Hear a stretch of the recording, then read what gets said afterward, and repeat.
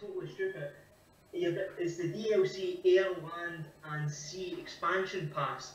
So it's going to be coming out between January and July. Okay.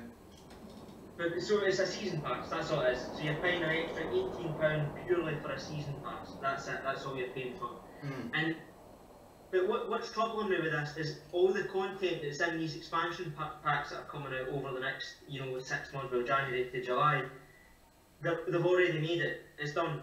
It should be good to go. Yeah. They could release it day one if they wanted to, and they should have done it in the game.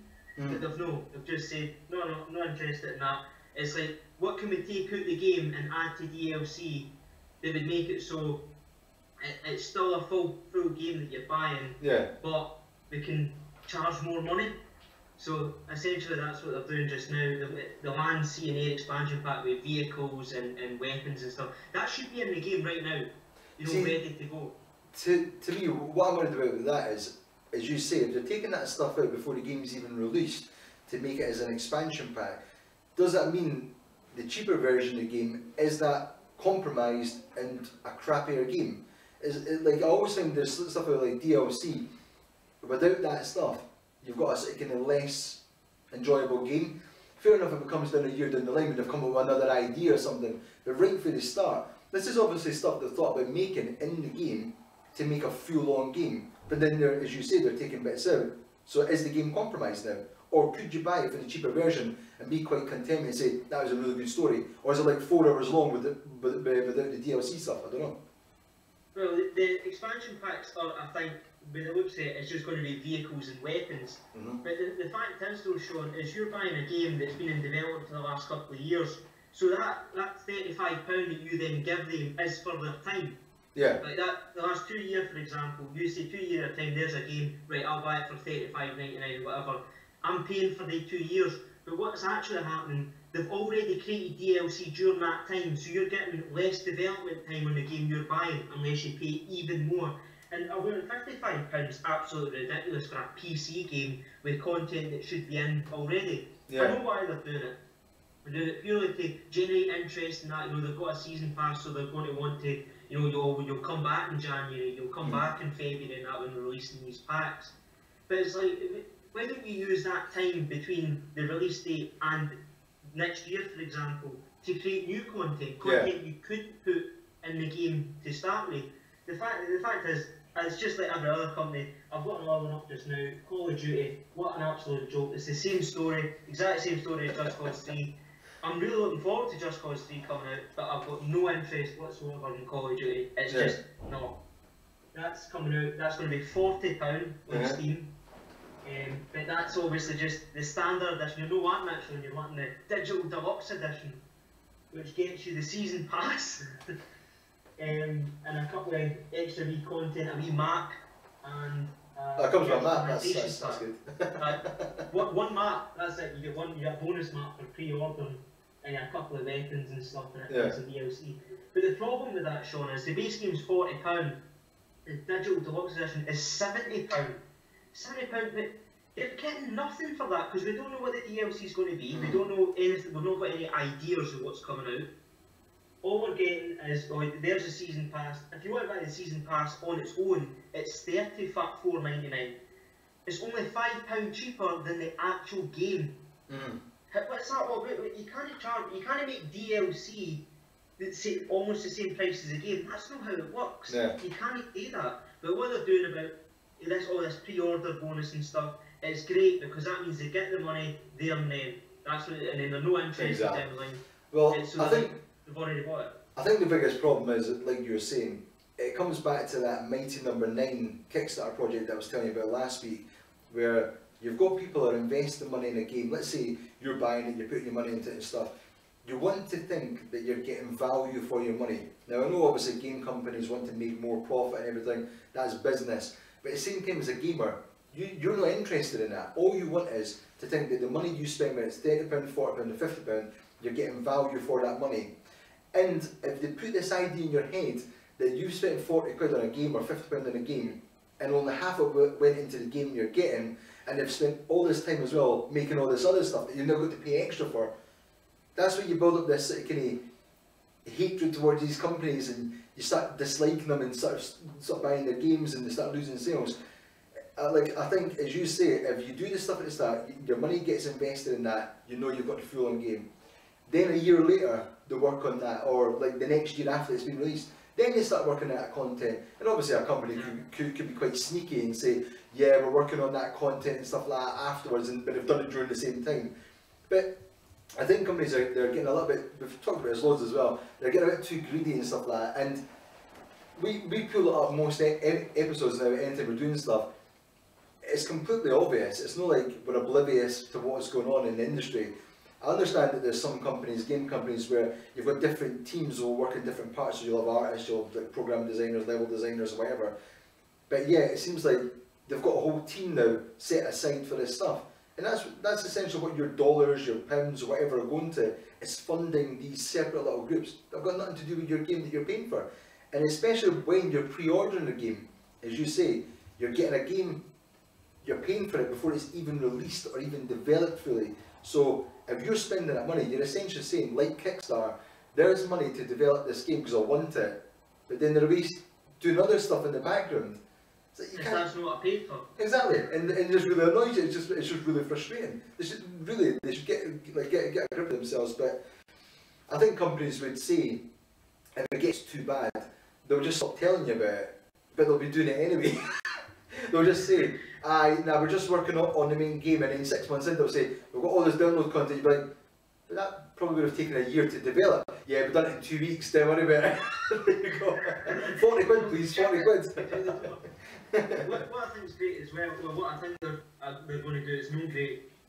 What I think they're going to end up doing is like, you play through an entire story, let's say you've bought a Splinter Cell game or Assassin's Creed, you're all the way through and it's the final boss battle, just before you're about to go into a cinematic cutscene, you're like, oh, this is great, I'm going to play it. Please pay $2.99 to unlock the final level. That's something going on, honestly, it's a matter of time before that comes on. Microtransactions, that's the next big thing. The next episode, if you like. And maybe they'll expand that and you'll have, as you say, the ending. They'll have, yeah, pay £2.99 to unlock like the ending, but you can unlock the happy ending or the sad ending, but each one's $2.99. It's like, oh no!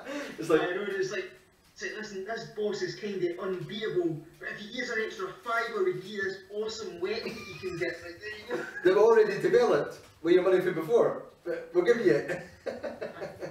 Yeah. We're going off. He is the worst for it, but it's just expanding into all new territories now.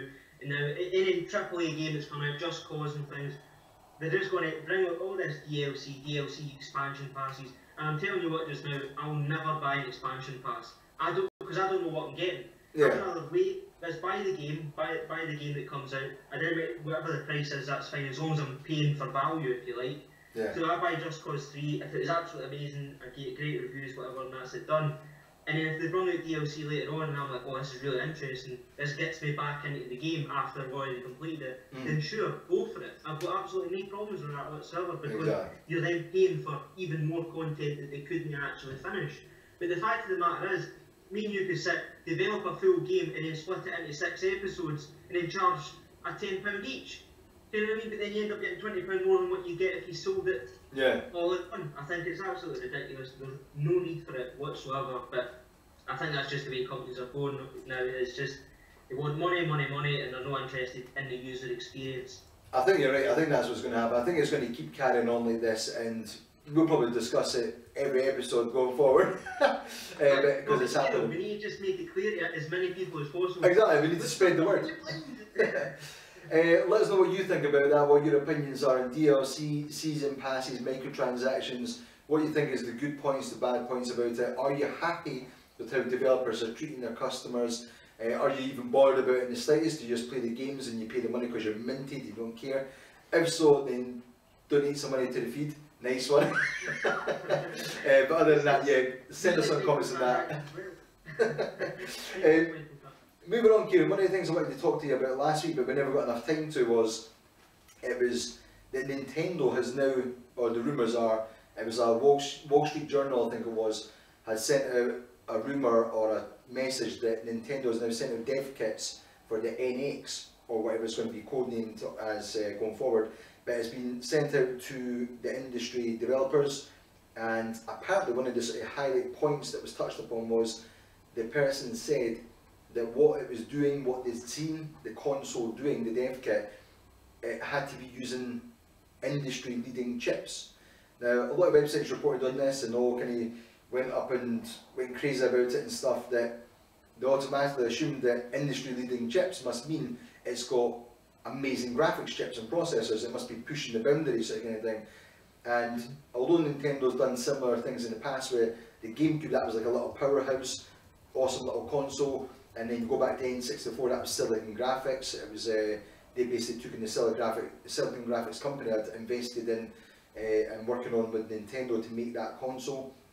And then, yeah, going forward, like obviously the way the consoles have developed now, the Wii, the Wii U, they've been kind of underpowered compared to the Xbox One, the PlayStation 4.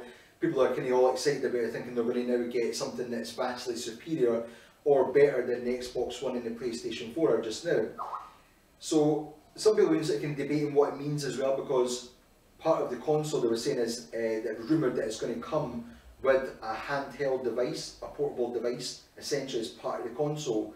So you would have I read about that as well, yeah. Aye, so you would have the main console and then a handheld, and that would be one console. But obviously, if it's two consoles, how can you possibly make it industry leading with a handheld, a main console, and be competitively priced? So unless they're going to charge 800 quid or something, or £600, which Nintendo's never done, is this really feasible? So one of the things I wanted to touch point, which I never seen anyone really talk about, which was weird, was when they're saying industry leading chips, are they referring to the technology to allow a home console to connect up with a portable console and have that as a combined unit that you can take away with you and leave at your house? Is that what they're talking about, the technology for that? No specifically the graphics. What's your thing, your thoughts on it? What do you think? Well, I think what most people are doing is they're just jumping the gun, like they're just going straight for it. You know, it's got to be graphics, graphics. But I think you're right, Sean. I think it could be something just that wee bit outside the box. Let's think about something a bit different here. Because the way I see it, and the way I've read online as well, it could replace both the Wii U and the 3DS. It could replace both of them. Because of that handheld console you can take around with you, I could just get that and go to my mate's house and then play that there. You know, it's like a controller. It's like what we're talking about, putting the screens and the controllers and doing it that way, the same with the Wii U. Talking about the Wii U as well, I just thought I'd add this wee segment in. I'm stealing it away for you. The Wii U actually didn't sell as well as the Sega Dreamcast. I'm looking at the stats here. The Sega Dreamcast actually sold 10.6. Yeah. And the Wii U has sold 10.1, so 500,000 units more than Sega Dreamcast. Is that a VG chart you're looking at? No, it's GameNatural.com. When was that taken? Because I think that's a little bit outdated though. Because I think back in May this year was when it was kind of slightly below. They just hit over 10 million. But I think now they're actually above that now with the release of Splatoon and a couple of other games. I think they're actually a bit higher now. This was yesterday, these stats. So what's the dates though that they're taking the sales figures from though? That's what I mean. Because I think those sales figures are from the last time it was reported, the last quarter. Touching upon that though, we'll actually get news about that, so we'll actually know about this. This is one of the things I was going to lead on to with, in regards to the dev kits going out, is there's a couple of things happening with Nintendo right now. Their new president is going to be holding an investors meeting next week. They reckon it's next week, so that's going to be their, I think they're talking about their quarterly reports, sales numbers and everything, so they'll probably update that then. I'd be highly surprised if it's not past the Dreamcast now, because I'm sure it's round about 10.5 million. It's not actually that far behind the Xbox One. This is what people didn't realise. Although it had a year ahead, it's not actually that far behind, and the software library's been building up with like 9s and 10 rated games and stuff. So it's actually doing not too bad. It's just that it's not got the momentum, and it's not got the, I suppose, the credentials. Yeah, the PlayStation 4 and Xbox One, you know, they've kind of really dominated the market as the two main competitors, and the Wii U and the Wii has just kind of been a side thought, if you like, where what they're actually talking about with that is being an afterthought, where it's like, oh, well, this will be good for families, and that's all it's been really geared towards. Yeah. Because the Wii and the Wii U, I mean, I played the real Zombie U, Zombie U last week, and it was amazing. I actually really enjoyed playing it. I enjoyed doing it from the handheld screen. I thought that was great. I thought it was something totally different, a totally different experience compared to normal games where it's just a controller. You know, you go into your inventory and you don't know what's happening. But in that game, for example, what the Wii is doing really differently is it was still live. You know, you could look up, your character's still in their bag, they're looking at things for inventory, but you're looking at the screen, but you need to keep looking up just in case a zombie comes in and eats you. That's that's absolutely fine. I think that's totally different to what they're doing on PlayStation 4 and Xbox One, where it's just the same shooters, you know, FPSs, you know, you've got RPG games and that. I like the Wii purely because it does something different. It brings out different games rather than the norm, if you like, this industry standard. Yeah. I think they're definitely doing something different with that. So I look forward to the NX and see what they can bring to the table as well, if they can do even more. Well, I think it's definitely going to be a big week for Nintendo going forward. Well, not this week, but maybe next week, if this stuff does kind of pan out, because if the investor meetings there, they'll announce that kind of stuff. There's been rumours that they're going to be announcing the first DNA game. This is their first mobile game with DNA, the company. So potentially we're going to get investors meeting with updated numbers. Possibly sometimes you'll get little scrapsy or nuggetsy information that will come out there. So games that may be coming out in development that nobody knew about. But we're going to get the first mobile game announcement, hopefully, or find out about it, which is everyone's wondering, is it going to be a Mario game? Is it going to be a full-blown game? How good is it going to look? Is it going to be a sort of kind of a stepping stone to the actual handhelds, so it can get more people involved in Nintendo stuff? So it's really an interesting thing for Nintendo fans, I think. I think a lot of people have been burnt by the Wii and the Wii U, but if they can bring this stuff and fix the problems they've had going forward and make a console that's maybe got, it's based on the x86 architecture, like what I think the Xbox One and PlayStation 4 were, where you can make ports much easier, and if you can still incorporate things like backwards compatibility into the NX, like Wii and Wii U and GameCube, and basically the virtual console, if they can get on top of that, I think they could have a really killer console, as long as it's not massively underpowered. I think going forward, if you look at the PlayStation and the Xbox 360, PlayStation 3, sorry, and Xbox 360, and even the PlayStation 2, those consoles were kind of around for 8 years, 10 years, whatever. The PlayStation 2 is still going, I think, but anyway, but you've got like 8 or 10 years now that the sort of kind of generations are lasting now, instead of the 5 years it was before. Nintendo seems to have been stuck in this 5-year generation sort of kind of thing. Apart from the Wii, that was like an anomaly, but I think they're going to have to maybe compensate with the Wii U now, and I think the NX, I'm pretty convinced that next E3 we will see the NX announced, fully shown. Games are coming out like a port of Zelda U, a new Metroid game, a new Mario game, and other stuff like that, maybe an F-Zero game or something, and then towards the end of the year they'll be looking to launch it this time, October, November next year, and we'll have the new console next year. So the Wii will have only lasted for about 4 years. However, even though that's a short sort of sales period for a console for Nintendo, I think what the idea I came up with when we done the first week in review was that it's going to be the hybrid console, but it's going to have the Wii U built into it. So essentially you can still play Wii U games and still carry on like a normal console, and you could play them on a handheld device. Imagine playing like the games like Zombie U and stuff like that on a handheld device with a double screen or something. It'd be awesome. But then it is scalable because it's using the x86 architecture, just like a PC, where you could have games that are in full settings if you've got the NX. So anyone that's got an NX would get the full capabilities. Anyone with a Wii U still would get this kind of lower resolution texture version. So you can still compensate for both. They kind of do it with the Dolphin. I'm not promoting piracy here, but people have made the Dolphin software for Mac and PC. I think it's on PC only, sorry. And it allows you to basically take Wii games and upscale them to HD, so like full 1080p. And people have been modding textures into the games and stuff, and they look phenomenal. And people are like, wow, they kind of hope the Wii U would be like that. And it is to some degrees, but if they can bring out the new console where you can do that with the current games and older games and upscale them to higher res textures, I think that would sell millions. So yeah, I'm kind of looking forward to that. But Again, let us know your thoughts on that, what your hopes and dreams are for the next console, the NX, and if it's going to be a hybrid console or not. So Kieran, yeah, what else did you stumble across?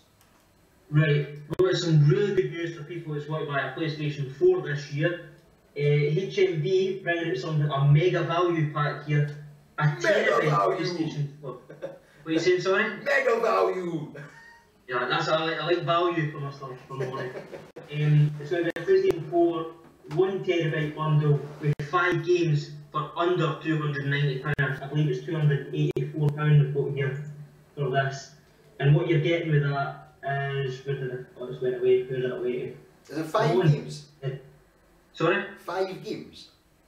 5 games. Well, what you're getting is 3 remastered games. You're getting the Uncharted bundle with the first 3 Uncharted games, Assassin's Creed Syndicate, brand new game, and Watch Dogs, that was out last year, for £284. For a terabyte console, £284, 5 games, it's a really, really good deal, considering that they're well over 300 still, for the Xbox and that.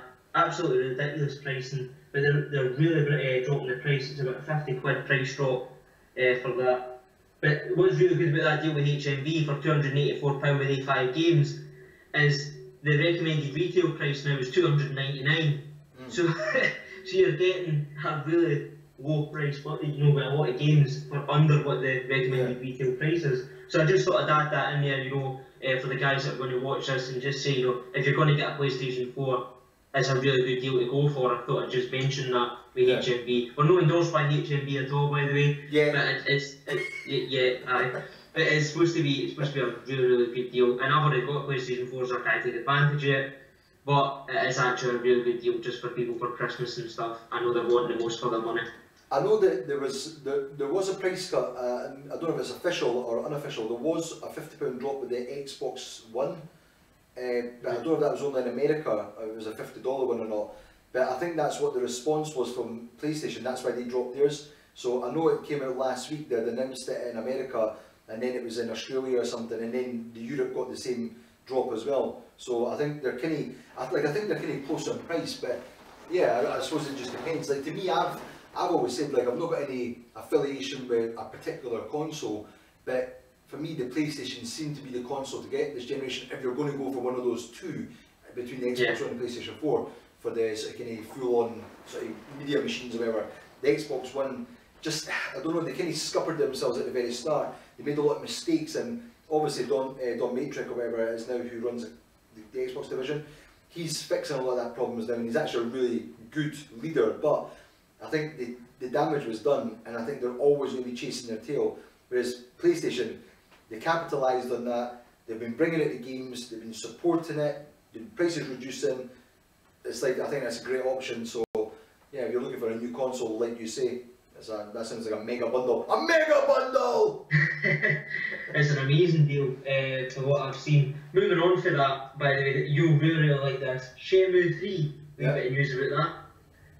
It's not going to be 60 frames a second. It's very unlikely they're going to run it at 60 frames per second on the PlayStation 4. It's likely going to be locked at 30. I don't know what's going on, man. I mean, we're into the next generation now. I think they just need to get the finger out and get it done. If that's the way things are going, they don't want to release Shenmue 3 and it's going to be like what you were talking about with the underpowered. You don't want a game to come out and it's just this really wasn't what I was expecting, or the graphics have come so far from Shenmue 2. You don't really want it to. You're like, really, this really isn't what I was wanting. You want it to be really, really crystal clear. And I was just looking through it. They've got to use the Unreal Engine 4. Yeah. It's a great engine to use for that. I really think that they should be getting 60 frames a second.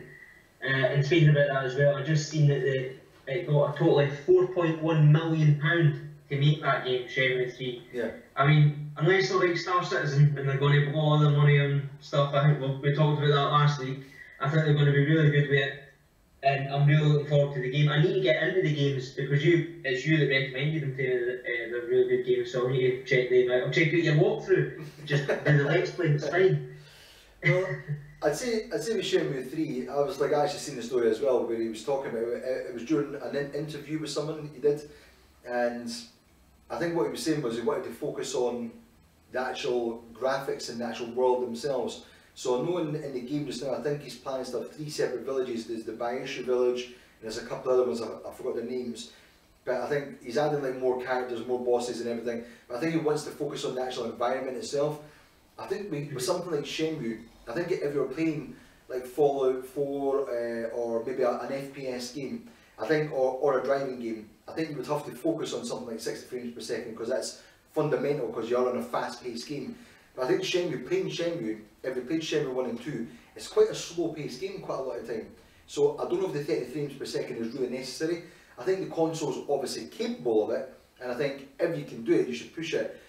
But I think unlike some games, I think this is where he's maybe limited technology-wise, no with Unreal 4, but I suppose with resources-wise, there's £4 million there, but in today's budgets of games, that's probably a minuscule amount. I think if you had a bigger team and you had more money, I think he probably would push it technically. I think what he'll do with the £4 million, as you say though, I think he will do a good job with it.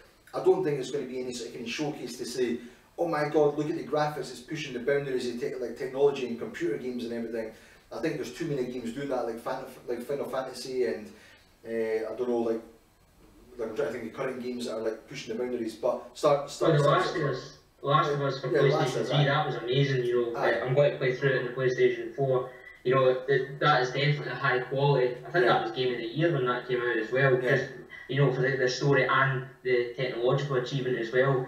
So yeah, I think that's, people are getting pretty greedy now with their graphics. Is they're wanting, you know, top of the line stuff, and it's just not possible. You know, do you want an overall really good package, or do you want, you know, oh, it's amazing graphics, yeah, but it runs really terribly. I don't worry about it. Just push it out, just get it going. Well, this is the thing. This is the danger, isn't it? It's like people get so focused on numbers. The stats, Kieran, we hate stats, but nobody hates stats. This is what people get too focused up on. They'll sit there and they'll focus on the numbers too much. It's pushing 1080p, it's got this many lines of resolution, more than Xbox One, it's got 16.3 million colours. All this is irrelevant if the game's shit. I know. If it's like a, if it's like a 1080p full HD or 4K high resolution turd, doesn't matter. It's still a turd. So I think if you can, like, I think anyone, someone like Miyamoto or Yu Suzuki, especially Yu Suzuki with Shenmue 3, if you wanted anyone to work with a limitation, you'd want someone like that, because they are literally geniuses when it comes to gaming, and they can push the boundaries. So even like the Wii and the Wii U, if you look at the games, like just using Nintendo stuff, if you look at the games that they focused on themselves, Super Mario Galaxy, Zelda Skyward Sword, other games, they pushed the console to its limits, where they were like an Uncharted 4 or something like that. You're like, wow, they've actually pushed that pretty impressively, and no other developers really stepped up to the plate. So I think Yu Suzuki, I think he's in a position where if he just focuses on that side of it and gets the people in and puts the things that people love about Shenmue in, I think it'll do really, really well. I think it'll look beautiful. It might not be a technical showcase, but it'll look beautiful. And just getting back into it with continuing the story, I think that's the important part of it. So yeah, just to finish off the trilogy, exactly. At the very least. I did actually have a mention about price cuts for PlayStation 4 and Xbox One, but you've covered that anyway. The other thing I was going to mention was, oh my god, we're only about, what is it, 2 weeks away from Fallout 4 release. It's gone gold apparently. Yes, Fallout 4, it will be mine very, very shortly. It doesn't matter what we've got, drop it. You know, if we're in the middle of the last year's walkthrough, it gets dropped right in the flare, I'm not interested. I'll step in it if I need to. Fallout 4 disc will be in my PlayStation 4, it's going to get played. We'll obviously cover that in a stream. We'll have a look through it, you know, we'll get into all the details. It is a bit overhyped, I've always mentioned that about Fallout 4, it is a bit overhyped just now. The fanboys are going crazy, there's lots of them, me included by the way. But I just think that there's a game where you're really getting your money's worth. You know, for Fallout 3, what you're going to get in that game. You've got hundreds of content, you've got 100 hours plus anyway. That's what they've always released with the Fallout games, you've got 100 hours plus anyway. And that's not including DLC. Then you get the DLC, you're up at 400-500 hours. Yeah, it takes over your life, man. I know, because it's taken over mine. For when Fallout 3 came out, it just, you know, you get so involved and it's so immersed in the detail that they put into the game, the amount of content that's really there. And I would happily pay the £50, £55, whatever it is I want for that game purely because I know that I'm getting value for my money. Yeah. Because what would really break my heart is if Fallout 4 said, there's an expansion pass, buy it pre-order. Because if it, listen, you really know what to do, then it's going to be that guy. I'm looking at Bethesda, you're better than that. Because they've never done it with any other games, so I hope they didn't do it now. I hope they stick to what they're supposed to be doing, because I've looked at all the trailers, I've looked at some of the footage, and it's going to be amazing, absolutely. Overhyped, yes, definitely, but I think it's totally worth it. I think it's genuinely a game to be overhyped. Yeah, I think I'm not too sure yet. I have to try and see if I can get the time off for it, but I think, don't you have time off for the game anyway? You had previously planned to take a day off work, didn't you? So then I'll be there. Well, I think I'll try and get a day off work for it as well. Where everyone else's work is trying to get the game as well, I'm not too sure. But I'll try and get that day off as well, so we can maybe boot it up here and get it booted up for the first time. It seems like it's been quite a busy month or last few weeks for game releases. As you said, Assassin's Creed Syndicate, Halo 5 is about to release. I think that's gone gold as well. There's obviously Call of Duty, what's that? What's the Call of Duty one? What's that? Black Ops 3. It does because it's 70 quid for that. I'm really interested in it. Any other games that have been releasing that you've been keeping an eye on? No, Battlefield. No, sorry. I say Battlefield there. I apologise. It's Battlefront. You're noob. Battlefield. That wasn't a mistake. I was actually right. Battlefield's coming out. There's a couple of good games coming out. Just Cause 3, I mentioned, is coming out. Far Cry Primal, we talked about that in week 1.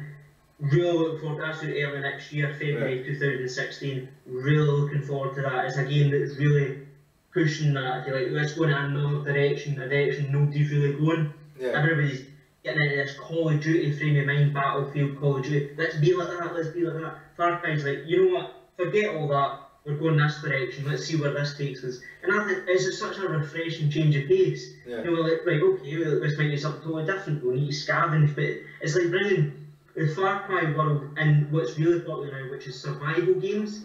They're really, you know, and on Steam, for example, the indie developers, they're making a fortune for survival games. Yeah. So it's like Far Cry's going to merge the markets, really, the Far Cry world with that survivor aspect that's really, really popular just now. I think they're going to hit it. I really do. I don't like to be confident with a game, but I think that's another game to really look out for. For coming out next year. Definitely one to watch if you like. Isn't talking about survival games? Isn't Tomb Raider due to come out? I'm not interested in that either because I've screwed us there. I don't acknowledge people that screw us over because what's happening is Tomb Raider was really popular when that got released. Was it 2 years ago now that came out? I can't even remember. A couple of years anyway.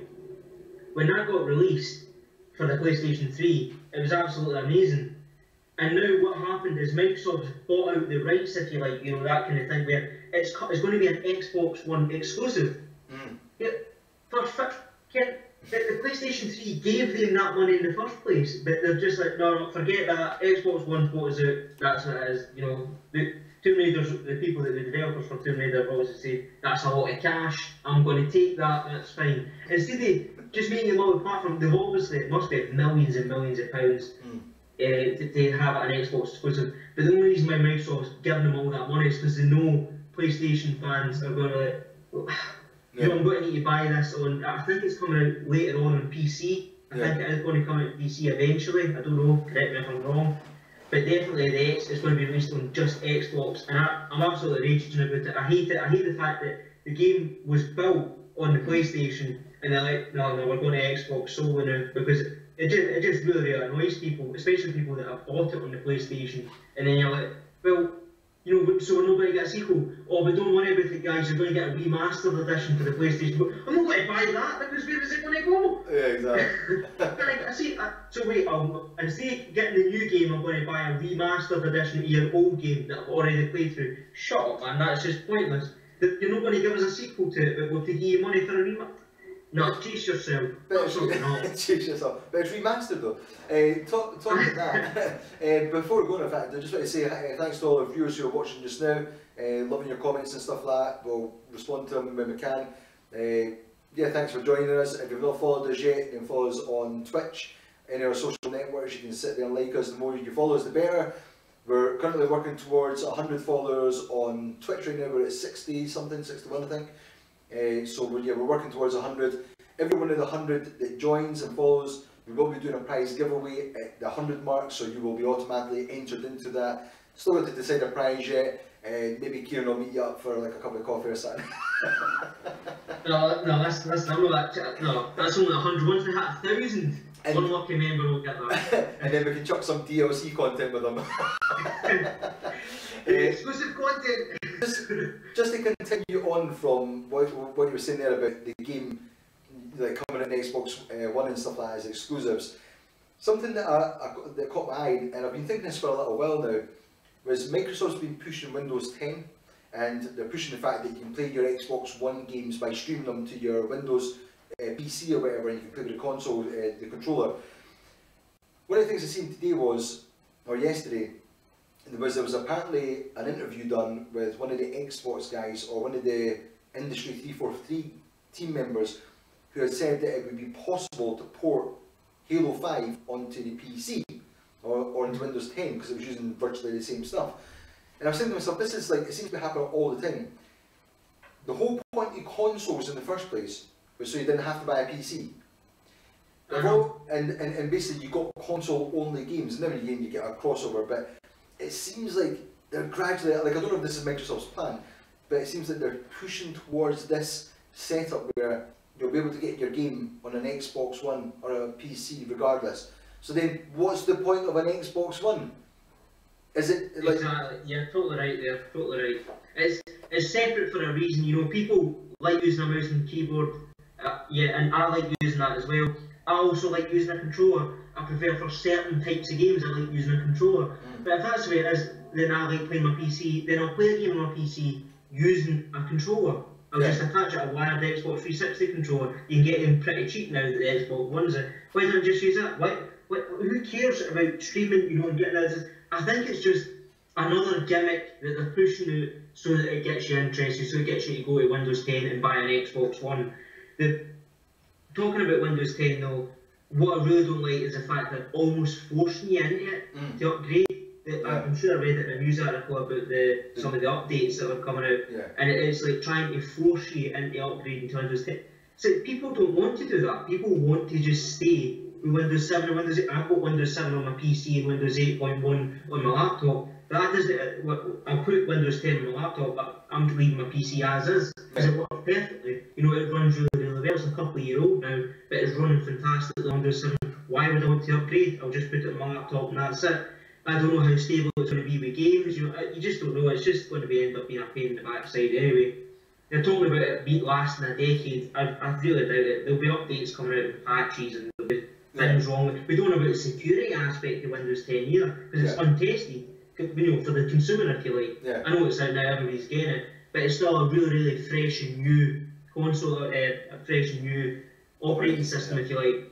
But like, I don't want to buy like a PlayStation 4 release date. I want to buy it a few months in. You know what I mean? So that if anything goes wrong, anything that's wrong with it, that gets fixed. Because you end up buying it. I bought a game actually. It was called The Forest, and I bought it for PC. It was an early access game. But you know, I was really excited for it. It looked amazing. Even though it was early access, this is all the content we've got, and you're like, alright, that's great. I'll go and I'll buy it. I bought it for like £13–14, and it just crashed all the time. It was unplayable. You can play it for 10 minutes and then it would just crash on you. See something that's a burn for me because you're like, I just spent that money and I'm really hyped up, I'm really excited. Can you imagine if that happened when you went to see your favourite film? Oh, this new film's coming, it's brand new, can't wait. But then, what's the point though? You know what I mean? I can't wait to see this film and then it just doesn't work.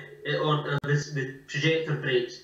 You want that fixed straight away. You don't want that to be fixed down the line. You want it right there and then. So really, it's a big burn if something like that happens. So Windows 10, I'll leave it quite a few months before I actually upgrade officially to a piece of software like that. Big thanks to the man himself for following on the channel there. Thank you for that.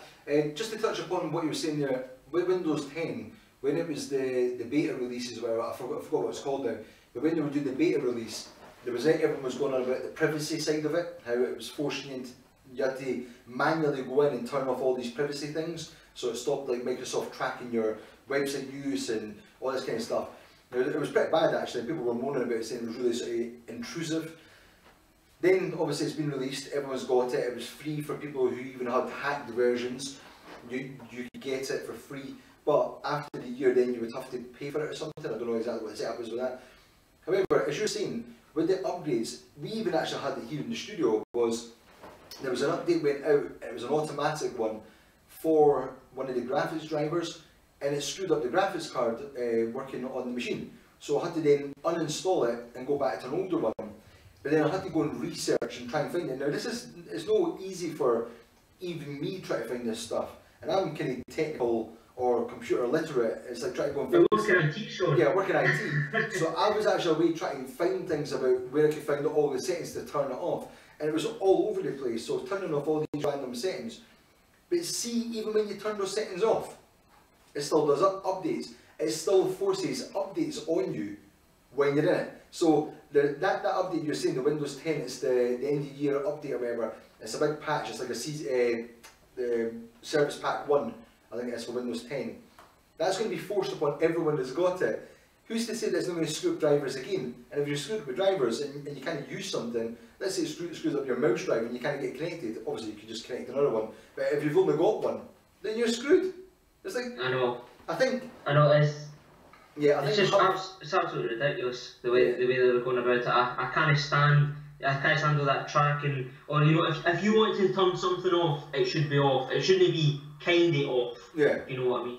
It's not going to affect it, but it does though. Yeah, I think that's kind of touching upon like the same sort of kind of thing that's creeping its way into consoles. As the consoles have got more and more like media centres. It's the same with download content. You buy a game, and then as soon as you buy it, you've got a day one patch for 9 gigs or something. It's like, oh, I should just. The whole point of buying a console is to play it, and like cartridge-based consoles back in the day, you'd plug it in, it'd play, and now again you'd blow on it, which done nothing. But that was it. I mean, now it's they're turning into PCs, and then they're going to have a PC that was essentially a console that you've got to install certain things just to use it. That's not opening up the market to a wider demographic. That's bringing it back in again, and it's starting to recede back into the technically savvy or the really hardcore gamers. You want to expand it to more people and make gaming available and accessible to everyone. A little kid or an older woman or older dad or something isn't going to sit there and muck around with settings and try to set his config settings to get his game to run smoothly and stuff. But that's the point. That's what Microsoft's trying to do. They're trying to make these settings really hard to turn off so that person that is an older gentleman or just somebody that isn't IT savvy and you're like, oh well, I didn't know, but they're collecting all that. It should be off and you can turn it on if you want to. That's exactly the way it should be. Yeah. So if you want to help and you want to send that on, or even a pop-up to say, would you mind if we done this? It shouldn't be on automatically and then you need to turn it off because you're like, well, I didn't agree to that. Oh, but you did, it's in our terms and conditions. But your terms and conditions 300 pages long. Exactly. You should have looked. You should have watched it, exactly. Yeah. It's just one of the things, no chance.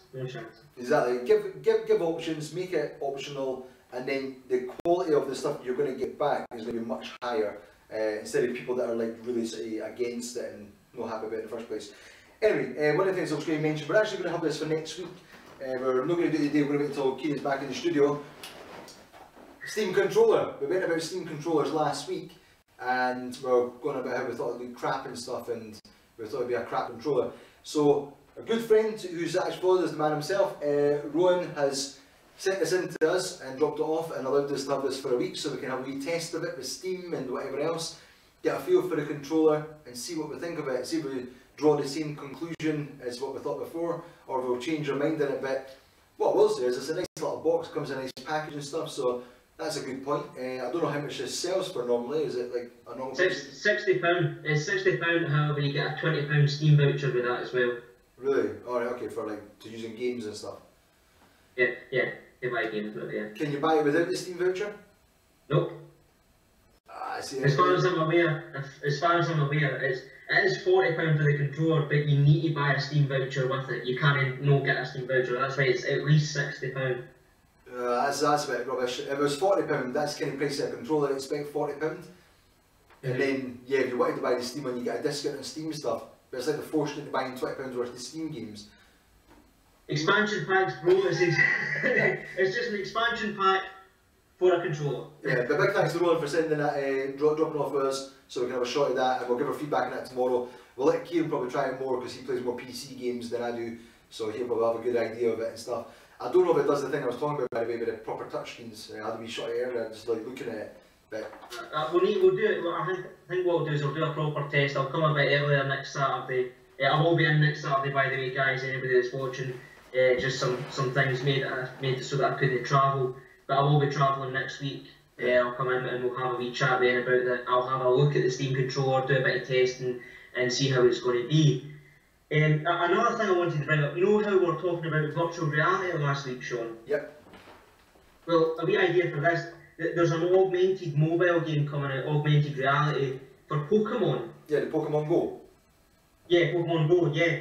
But I was thinking, see a VR game where, you know, when you've got the virtual headset and you are, you know, the main character you're going about and you can throw Pokeballs and stuff, I think that would be awesome. That's really what we're wanting to see, is the virtual reality side where you put that on and you can see you're in the Pokemon world, if you like.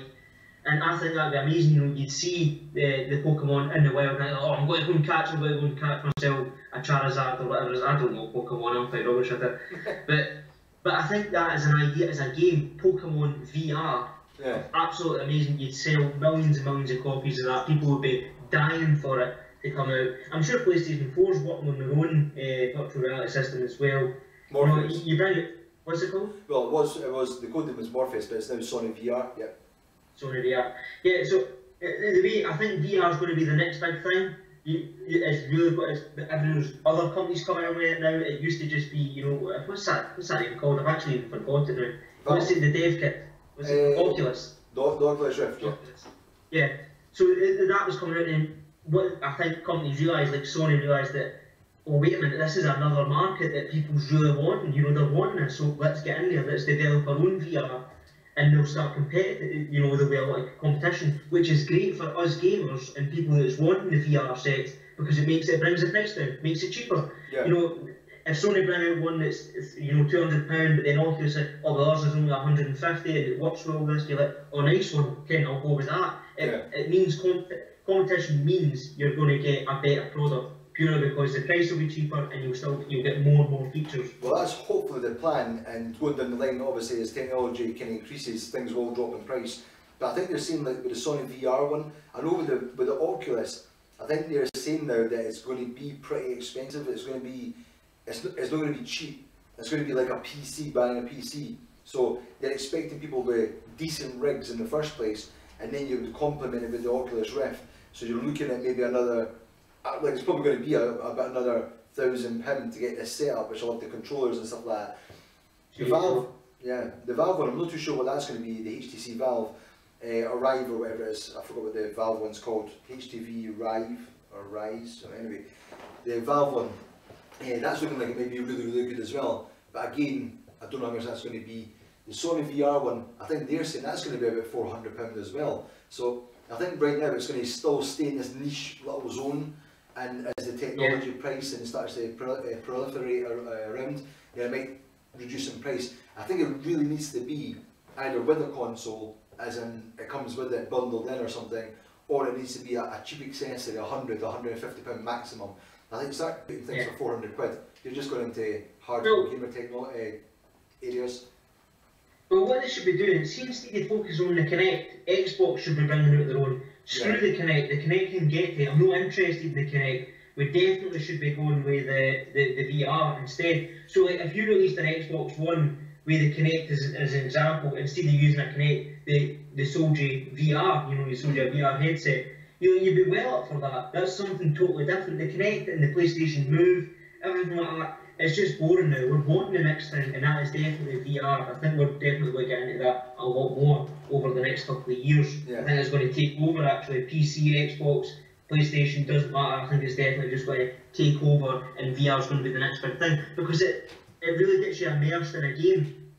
I'm sure we'll see it the next time we go down to a convention or that, you know, if we go to E3 or whatever, we'll obviously there'll be VR stuff there. We'll want to have a look at it. Well, let's check this out.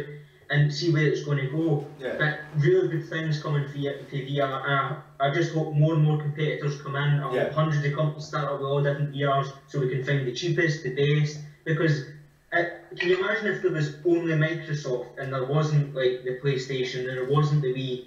The Xbox doesn't need to be anywhere near as good because it's got no competition. But the more competition you've got, the better the product and the cheaper it will be purely because they need it. Yeah. If you've got something sitting at 1,000 and then somebody else is at 400 but it does the same thing, I think we all know who we're going to go for, the 400. Exactly. So just want to give a shout out to Boohee, thanks for following. Also, the man himself sent a message in regarding the Steam controller. Kieran, you like this one, you'll love this one. Apparently the Steam controller, you can buy it directly through Steam itself for £40. However, if you buy it from Game, you have to get the £20 voucher. So it's Game's forcing you to do it. But that's the same as what happened with, we ordered our version of Fallout 4, and that was the same with Fallout 4. You had to order it, the limited edition one, through Game, and you had to take their £20 like package thing that came with it. So that was the only way to get it. What a joke. Game! Stop forcing things on people. No, that is real. It's like EA. I know. They just love all this extra money. But I'm having on here, I do stand corrected, £40 for that, and they've given me Rocket League and Portal 2 free. Really, Steam, brilliant choice. They gave 2 free games with it. So why buy it through Game? Why are people buying it through Game? Because people can be led astray. Good point. I think I heard something, there was a story online where the Steam Link is the one where it links up your computer to your TV, so you can play the games on your TV, the big picture mode or whatever. That was delayed, and automatically anyone who had ordered it, because it was delayed, they just sent everyone who had ordered that box, they allowed them access to all of Steam's Valve's games, so they get free Valve games, and apparently it was for games down in the future as well. So they're getting all their games for free, which is the Orange Box, Portal. Left 4 Dead. Yeah, they're getting all that stuff for free. Now I may be wrong on this, I may be getting a little bit off here or something, but apparently it was all the games and future games they're making, which seems crazy, but that's amazing. Along with that though, there was apparently someone was saying that it kind of then led them to believe that they were definitely working on Half-Life 3. Half-Life 3! Half-Life 3 confirmed! That's confirmed! So yeah, so that was a nice move that a company. Valve's always been known for having a little bit of a different approach from how they make their games and everything, but for a company to do that, you know what I mean, you make a mistake, you fix it. There's nothing worse than companies like Game that are forcing you to do stuff, so they're buying exclusive content, exclusive packages, and you can only get stuff. That happened with Amiibo in America and here and stuff. America especially, you could only buy certain ones from certain stores. So some people that wanted to collect all of them, that are willing to spend their money for Nintendo or whatever, would have to travel to 6 or 7 different stores to get the Amiibos they wanted. But the worst thing was, some cities or some places in America, there was only one store that was like 60 miles away. So you're having to drive 60 miles away to get one Amiibo or something. I think it comes back to this thing, Kieran, for me is, it's like options. Give people the options and they can choose what they want to do. It's when you start forcing these things upon people or forcing them to do something that they might not want to do, that's when you get the problems. Yeah, because it creates a rebellious nature, because if somebody says, you know, oh, this is what you need to get this, or no, what, you know, why do I need to get this, you know, why do I need to do this, that and the other thing? I think it should be totally illegal if what you need to do is go to certain stores for certain items. Like, see what happened with Fallout 4 with the game pre-order, getting the Pip-Boy. Yeah. The game store went down. You know, it actually, online, it just went down, you couldn't get it. Yeah. Because so many people got it. No, Bethesda actually should have done that. They should have made it so if you want a Pip-Boy edition, they sold it to many different companies. Maybe the price would have been higher, but that means when they sold it in game, they could go to other companies. But no, right now, if you want a Pip-Boy edition, you need to buy it through game, or you need to pre-order it through game. And it's like... Well, I'll tell you what happened with me when I was ordering the copy for here, was when it first got announced, I thought it was going to go to all the stores. So I went on to Amazon, and Amazon had it up in their store for the £99 whatever, or £80 it was. So I went on Amazon, placed my order immediately, It was in there, I thought, nice one, I've got it ordered. 2 days later, I got a message from Amazon saying my order was cancelled.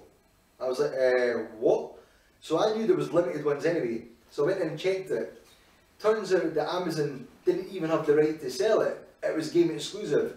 So that was now 2 days late. So I missed all the pre-order stuff, like at the start where you get the t-shirt and everything. I missed it all. I went into the game, ordered it, you had to pay the £20 on top of the... So even though it was exclusive to the game, you had to pay £20 to be part of the Fallout 4 club. And that's the only way you could do it. So £20 was just pissed away for nothing. Oh, but you had to do it.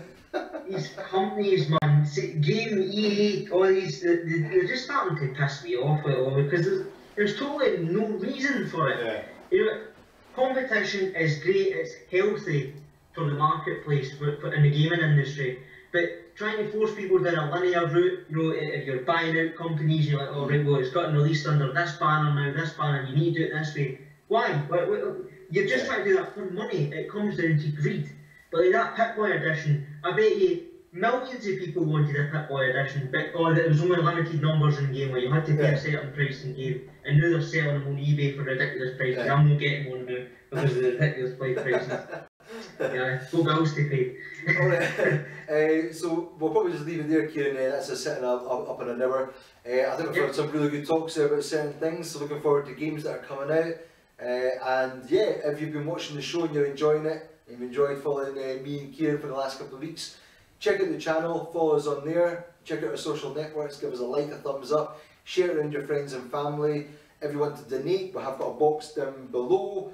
Here we'll see where I can point in. You'll see it on Twitch, there's a box for donating to the channel. That goes towards buying games and equipment for the studio, paying customers, paying travel expenses for people coming to the studio and stuff like that, and food and everything, yeah, for when people are here. So that all helps us and we really appreciate it. If you do donate, you'll see up here in the top left, top right for you watching it, you'll get your name shown up there. So the top donator, or the most recent donator, goes up there, and we'll also give you a shout out in the channel. So Flum Jumper was the last one that donated £5, thank you for that. And we'll also announce when you follow as well. Thanks to everyone that's followed us today. On Tuesday, tomorrow night, we're not doing a stream tonight, we've got that on the schedule thing, it's not going to hit tonight. Next week is Halloween, or Halloween next Saturday, sorry. Next week on Tuesday we'll have Shenmue 2 again with myself. Wednesday we've got Super Mario Maker with myself, Phil, and whoever else joins us. Friday we've got Pokemon Coliseum with Phil and Connor. Hopefully both of them will be there this week, and we'll get the sound fixed. We've actually fixed it now, so it's ready to rock and roll. Next Saturday we will be doing the weekend review. Kieran will be back here in the studio, thankfully. We'll get testing the Steam control and we'll have some more stories for you. And later on that evening, it is Halloween. We know people are going to be away doing their parties or whatever, but hopefully we'll get some of you guys joining us, and we'll maybe get ourselves dressed up in fancy dress. I think I know what I'm getting dressed up as. I'm probably going to do it. I don't know if I'll have the makeup or anything for it, but I'll get dressed up anyway for some banter. Maybe Kieran will come through dressed up as something. If he turns up and I say, nice costume, he says, I'm just looking normal. I'm